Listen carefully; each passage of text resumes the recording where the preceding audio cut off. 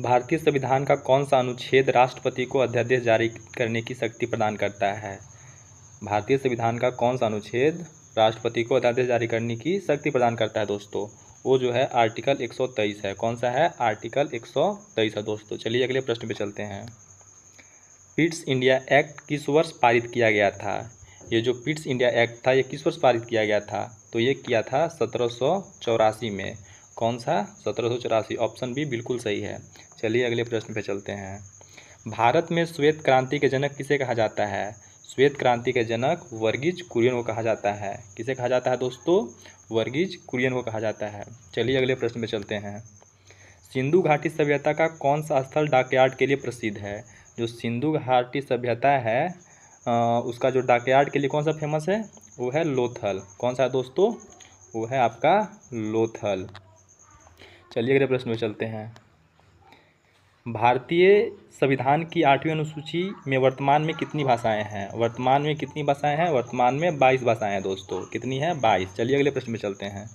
दास प्रथा उन्मूलन के लिए प्रसिद्ध गवर्नर जनरल कौन थे? दास प्रथा के लिए प्रसिद्ध जो गवर्नर जनरल थे वो थे लॉर्ड विलियम बेंटिंक। कौन थे? Lord William Bentinck. चलिए अगले प्रश्न पे चलते हैं।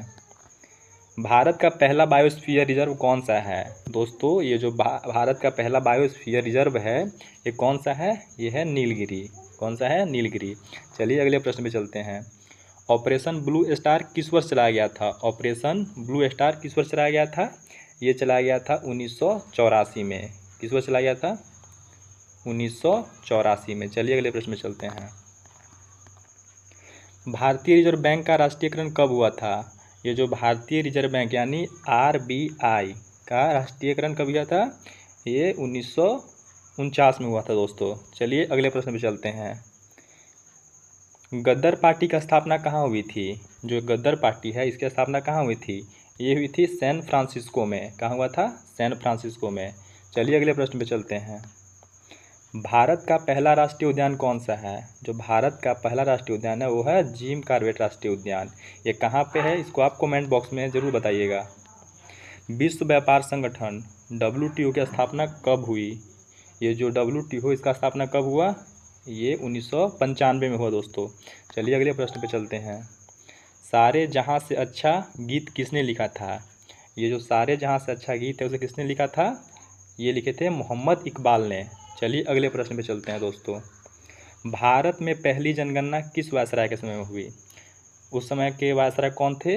वो थे लॉर्ड मेयो। कौन थे दोस्तों? Lord Mayo. चलिए अगले प्रश्न पे चलते हैं।